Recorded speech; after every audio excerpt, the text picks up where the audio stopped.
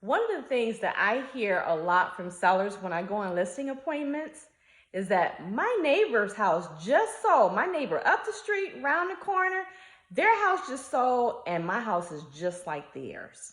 So my property should sell just as quick and for more money than theirs did because my house is nicer than theirs. And I always like to ask the question of, you got that address? Let's take a look at it together.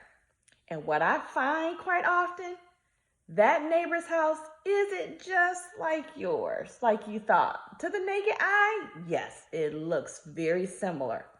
But when we look on the inside, the layout might be different. And for that buyer who purchased that property, that could be what they were looking for. It could be larger. That layout itself could be larger, and that space is needed for that growing family if that's what they want. Maybe it's more bedrooms, more bathrooms. Maybe it is larger in square feet. Even give or take 100 square feet here or there makes a difference. Is that backyard larger for the family to be able to run around and play, the dogs to run around and play, to entertain? Maybe they have a pool and you don't. Maybe you have a pool and they don't want a pool. So there's just so many factors. And believe it or not, you have some buyers who are interested in whether the property is north or south facing. Is it east or west facing? Those things that don't really matter to you might matter to them. Doesn't mean your property isn't just as nice.